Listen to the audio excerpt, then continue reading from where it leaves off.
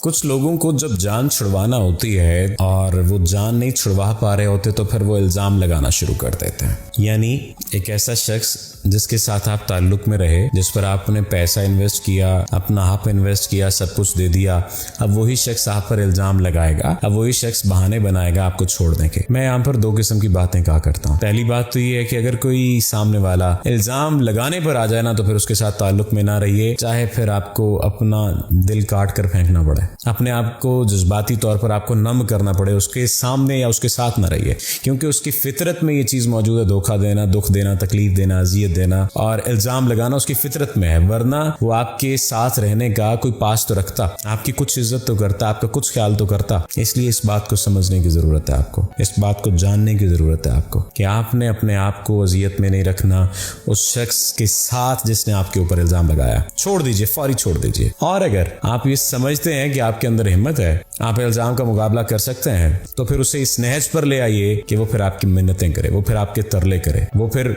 अपनी पैदा की हुई अजियतों को काटे। और ऐसा तब हो सकता है जब आप रोने धोने से हटकर अपने ऊपर काम करेंगे, अपनी मेंटल हेल्थ पर काम करेंगे, अपनी फिजिकल हेल्थ पर काम करेंगे, आप अपने आप को मजबूत करेंगे। ऐसा तब हो सकता है। ख्याल रखिए अपना, और उन लोगों को तो ख्याल करना चाहिए जो इल्ज़ाम की सियासत खेलते हैं। इल्ज़ाम ना लगाएं, अगर ताल्लुक नहीं रखना तो माफ़ी मांग लें, मिन्नत कर लें, तरले कर लें, छोड़ना है तो तरीके से छोड़ें, इल्ज़ाम लगा कर ना छोड़ें। इल्ज़ाम लगाकर छोड़ने वाले जाहिल मुतलक और बदतरीन किस्म के इंसान होता है। एक तो पहले छोड़ रहे हो और फिर इल्ज़ाम लगाकर छोड़ रहे हो, ये घटिया हरकत ना करें। आपका शुक्रिया।